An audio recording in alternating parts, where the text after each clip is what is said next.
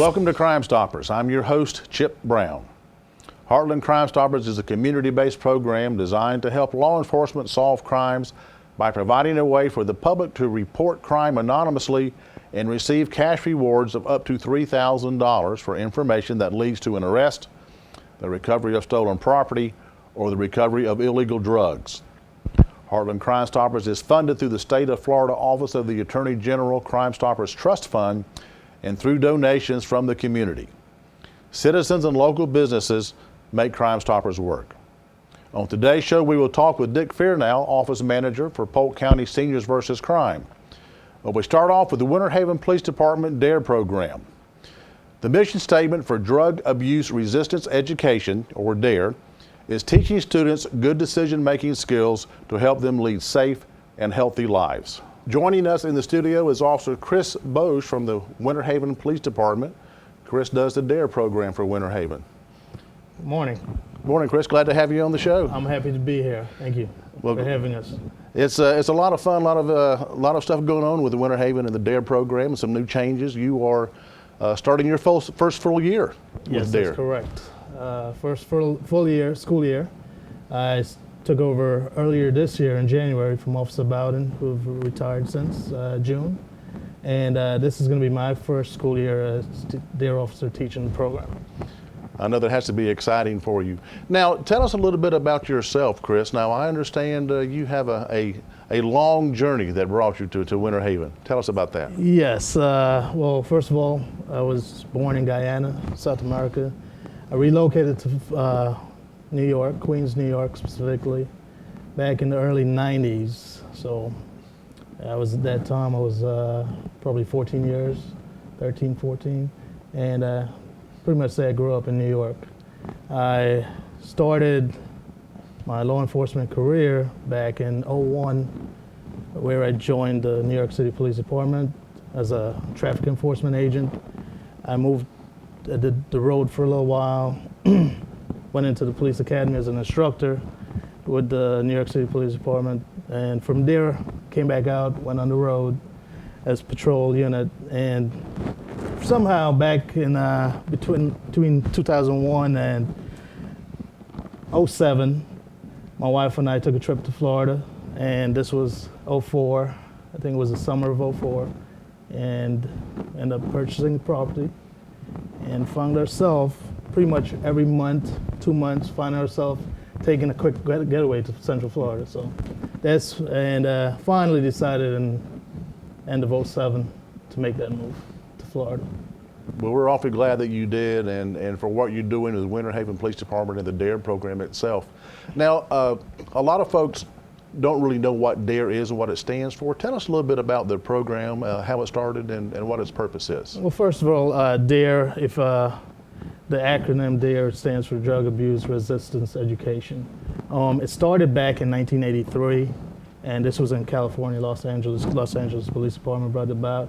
It was a program that came about so that we can have that interaction as an officer at that young age, interacting with our students, or our young students in school.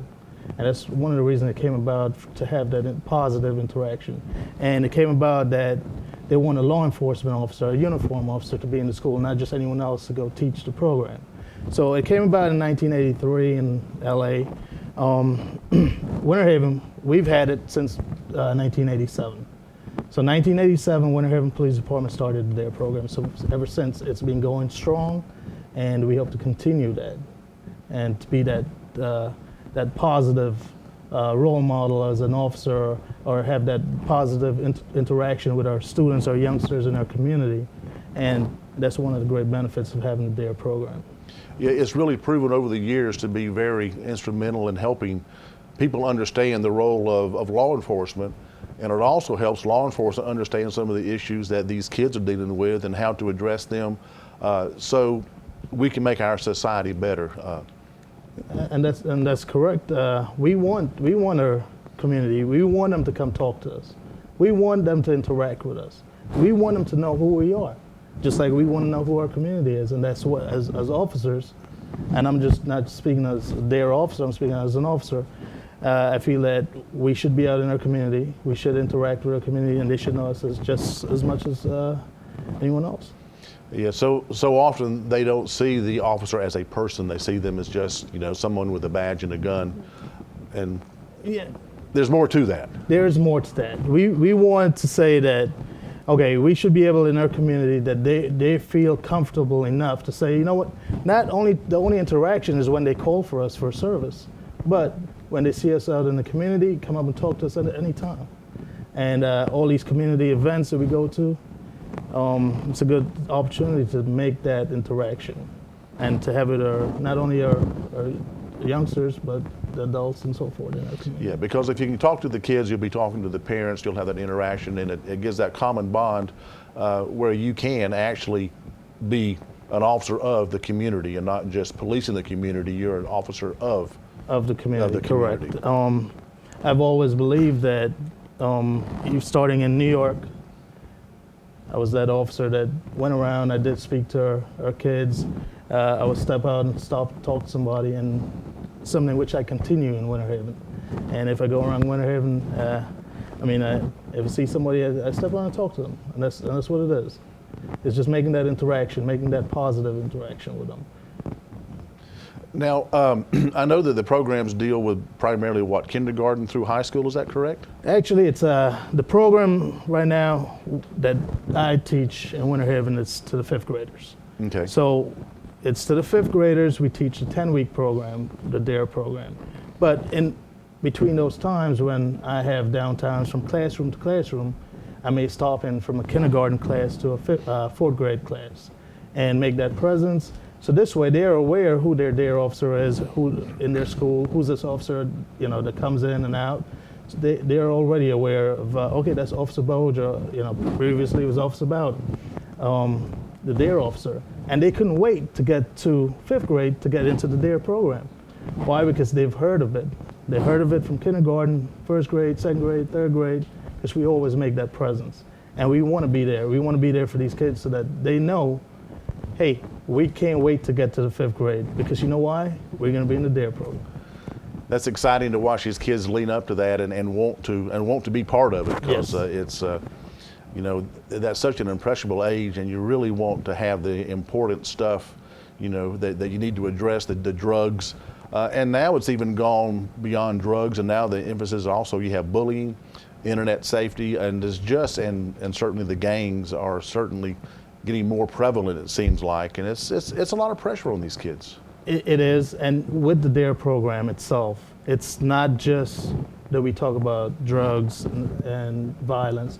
We bring all of this other stuff in there. We talk about peer pressure, we talk about cyberbullying, we talk about bullying in school, and most of all, we teach them to be a better person, make good choices that will, let them know that can affect them as they get older. Make good choices from now. You're in the 5th grade, you make good choices. You start making good choices, you're going to go to middle school, you're going to go to high school. And you know what? If you stay focused, and you will become that good citizen, of your community that you give back. Their program teaches them not only to be to yourself, but also to your parents, your community. You have to make good choices and be respectful. And that's what it's come down to, pretty much. Now, Kris, you brought a number of the teaching aids that you use in your class. Why don't you share them with us? Sure. First of all, I have our workbook, which is Keeping It Real, D.A.R.E workbook. It includes the lesson that we teach, the 10-week program. So each week we teach one of the lessons from the book. And the kids are participate in it, and they have to do certain work, might be at home also. So this is their workbook for their program. Yeah. So it's not something you just teach. They're actually interacting and having homework to do and things to fill out, and they actually are doing stuff, not just listening to you. Exactly. They're not just listening. They actually get a grade from their teacher for participating in the D.A.R.E program. They have to write an essay, first of all. In order to graduate from the D.A.R.E program, they need to write an essay. And that essay is graded by their teacher, which they get a writing grade. And from your essay that they write, we actually select from each of our school. So one of these essay is selected from their school to represent the school at the big D.A.R.E graduation. So it might be one person, their essay came up the top of their school. Now, I've been to these D.A.R.E graduation, and it is a huge deal. It sure is. We start planning from the school year starts, actually. We start planning our D.A.R.E graduation, where it's going to be and what it's going to be of. So it takes a lot of planning, because you know what, the kids enjoy it, and that's what we're doing this for. We want the kids to come out after doing this program. I want them to share it. I want them to have a good experience, not only have fun, and it's their graduation is a big blast for them, so they enjoy it very much. Yeah, it's like a big party that everybody's involved and screaming and yelling and just jacked up. You get all the kids together. You get 9 schools, which Winter Haven, the 9 schools at Winter Haven that we teach the D.A.R.E program to, come together in one building. It's very energetic, actually. So. Yeah. And they have a good time. Yeah. Now you have what, about 700-800 kids a year that graduate from the 5th grade? Approximately 650 kids per year, because we do have 9 schools that we teach the 5th grade to 5th grade. So it's about 650 students. Well, Kris, we thank you for all your work you're doing with our youth in the communities and in Winter Haven, and for the Winter Haven Police Department. Thank you for being on the show today, and we'll look forward to hearing more and seeing some more about D.A.R.E in the future. Well, I appreciate it very much. Thank you very much for having me here. And the D.A.R.E program is a great program. I just want to add that. For more information on the Winter Haven Police Department D.A.R.E program, go to the website winterhavenpd.com. Crime Stoppers provides a way for local law enforcement to receive information on crimes while keeping the people providing that information anonymous. These efforts increase tips, which in turn solve more crimes and identify criminals in our community. Here's a look at some of our most recent cases. Polk County Sheriff's Office robbery detectives are seeking information about an armed carjacking that occurred in the parking lot of Bonefish Grill in Lakeland. Around 3:30 in the morning Sunday, August 21st, 2016, the victim was in her car preparing to leave the parking lot located at 225 Pipkin Road West in Lakeland. An unknown white male suspect approached the driver's side window with what appeared to be a chain wrapped around his hand, and he demanded that the victim exit the vehicle. The victim complied, and the suspect got into the car and drove away, fleeing west on Pipkin Road. The car, a Toyota Avalon, was later found crashed and burned at the intersection of West Pipkin Road and County Line Road. The suspect is described as a white male, slim build, approximately 5'8" tall, wearing a dark t-shirt, shorts, and a ball cap. The following people are wanted as a result of a racketeering investigation into organized retail theft ring at Walmart stores in Florida, Georgia, Alabama, and South Carolina. There is a $2,000 cash reward for each for the anonymous tip made to Crime Stoppers that results in their arrest. They were last known to be living in the Jacksonville, Florida area. They are wanted for racketeering, conspiracy to engage in racketeering, grand theft, and conspiracy to commit grand theft. Ronald Wayne Hall, with a date of birth of October 9, 1974, is a registered Florida sexual offender and has active warrants, 3 on counts of failure to register as a sexual offender violation. The suspect is known to frequent the Bartow area.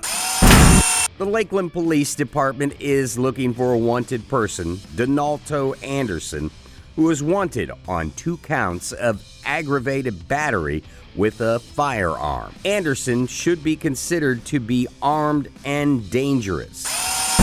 The Lakeland Police Department needs to identify this individual in reference to a homicide investigation.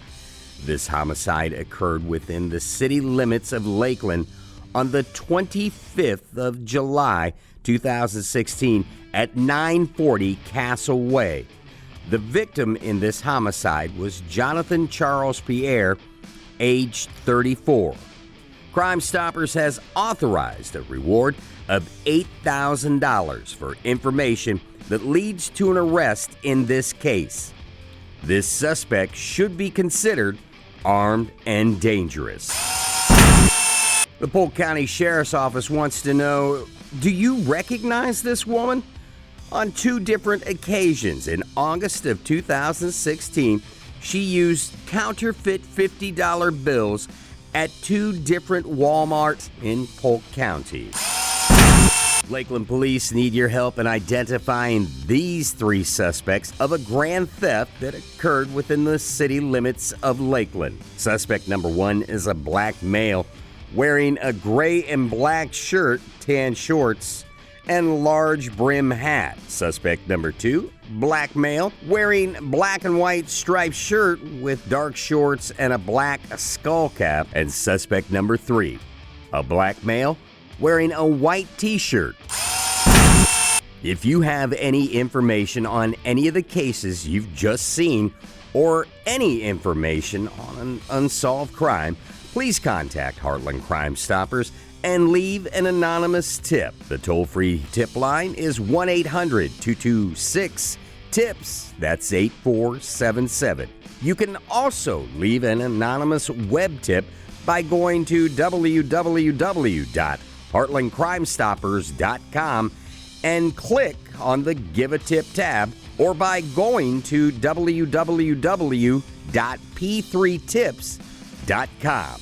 Don't forget, you can download our free P3 Tips app on your smart device. Whichever way you choose to leave a tip, you will remain 100% anonymous. If your tip results in an arrest, the recovery of stolen property, or the recovery of illegal drugs, you could be eligible for a cash reward of up to $3,000. Welcome to Crime Stoppers. I'm your host, Chip Brown. Join us to talk about seniors versus crime is Dick Fearnow, Office Manager for Polk County Senior versus Crime. Dick, welcome to the show. Thank you for having me. Now, how long have you been involved with the Senior versus Crime program? Well, since the Polk County office opened in 2004, so that's been 12 years. That's a lot of cases you've worked. Now, tell us a little bit about yourself. You have an interesting career that you did prior to this, and tell us about what you've done. Well, I retired after 29 years with a pharmaceutical company. And when I retired then, I went back to school and took a few college courses that I had taken 40 years before. And then I went to the Law Enforcement Academy, and now I'm doing Seniors versus Crime. Yeah, actually, you and I worked together at the Lakeland Police Department as officers several years ago. Yes. And it's always exciting to see how that has morphed and changed and how you've adapted. And the Senior versus Crime, that is a very important program for our state. Tell us how it operates and what it does. Well, Seniors versus Crime is a project of the Florida Attorney General. And what we do is we assist people who feel that they've been taken advantage of in some financial way. And so we act as a consumer's advocate by writing letters and making phone calls on behalf of that person. Now, how can someone contact you? Is they just on the internet or call, or how do they do that? Well, there's several different ways to do it. Probably the most direct way would be to call our phone number in Lakeland. And if we're not there on the day the call is made, then leave a message. Otherwise, we're there on Tuesdays and Thursdays from 9 to 1. Otherwise, you can call the Attorney General's office, find on the internet the website for the Attorney General, and there's a form to fill out on the internet with a complaint that can be sent directly to the Attorney General's office. And if they find that that's a case that would be suitable for Seniors versus Crime, then it's emailed to us. So they can either call you at the office, leave a message, or go on the internet. There's also a toll-free number, a complaint line that they can call. That's right. Now, you say, as I understand talking earlier, that about half your cases do come through the Attorney General's office, or they file a complaint either with Consumer Services or the Senior versus Crime, and they've looked into it and deemed, hey, this is something that somebody has really been taken advantage of, and we need our local office to look into it. That's right, yes. Now, what type of cases do you see a lot of that seem to be most common? We are seeing, seems like a growing number of automobile purchase complaints. There is one dealership in the county that has a reputation for having high-pressure salesmen. And when people go in, especially the older citizens, to look at a new car, they may be very much pressured to buy a car that they can't really afford, do not really want, but don't know how to say no. Yeah, that's a shame that there's certain those few people out there that really want to take advantage. What advice? What can they do before they reach that point that they have to go back and maybe get out of the deal or file a complaint? What tips would you advise them to use? To try to prevent that problem, one is if the person that's going to look at the car knows that he's kind of a timid person, not assertive, to take another person with him who might be very assertive. Second, before going in, to make up your mind that you're not going to let the salesman make your decision for you, and be adamant about that and stick to that, and be willing to say, I'm not going to make a decision today, I'll get back with you, and be determined to do just that. Yes, certainly you should probably go with what you feel in your gut, that I'm not comfortable making this decision right now, even though the salesman's looking to make a commission, to make a sale, probably under pressure from his supervisor or whatever. But understand that you don't have to make a decision right now. It is okay to wait. And they say, well, this deal's only good for 24 hours or 12 hours. They're still going to sell you a car, a week later or a day later. They don't have to do it right now, or the deal can never be resurrected. Absolutely, that's for sure. Now, what age do the people have to be to qualify for the service? Is there a particular age? We assist people of any age over 18. However, the vast majority of the people that we do see are over 60 or 65, and it's probably because of a misunderstanding about what our name is. Seniors versus Crime is we have to be age 60 or over to work in our office. Oh, wow, 60 or over. So you just barely made it then? I just made it. Now, I understand that there are about 40-something offices that assist the public throughout the state. That's right, yeah. Yeah, there's just one in Polk County, there's one in Hillsborough County.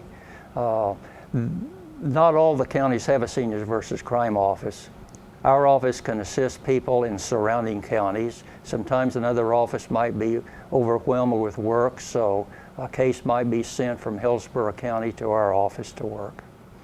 Now, and looking at your stats, since this began, there's like 39,000 cases that Seniors versus Crime have worked throughout the state, with about $28 million in recovered money and assets that you, as your office, part of the program, has intervened and helped people. That's big numbers.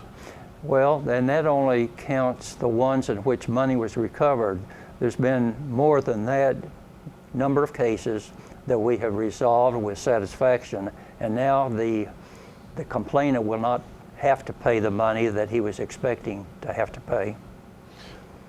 Is it just, are you able to rework contracts at some time that are maybe outrageous interest rates, or the contract is just so ludicrous that it needs to be scaled back to what is more reasonable, or do you just refund the whole money, or what are some of the options that you can do? It's been difficult to redo a written contract. One of the things that we are seeing are the door-to-door solicitors, and when they come in to sell a vacuum cleaner or a security alarm system, they may have the person sign a contract, and then it may not be a suitable contract. They maybe do not want to pay it after they've taken some time to look at it, but anyone that makes a purchase like that in the home has the opportunity to cancel that contract for any reason within 3 days after the contract is signed. Now, that is a state law, correct? Yes, that's a Florida law. So after 3 days that they sign the contract, they have the option to make that contract null and void. Before the 3 days has passed, yes. Now, Dick, we talked a little bit about door-to-door salesmen. Do you have any other information or tips you can give us? One of the things that I strongly recommend is to never do business with someone that comes cold calling on your door, wants to sell you something. Do not. That leads to too many problems. And another thing too is the Florida law requires that anyone going door-to-door selling must have a solicitor's permit that's issued by the clerk of the court. And those that are soliciting without that permit can be charged with a crime.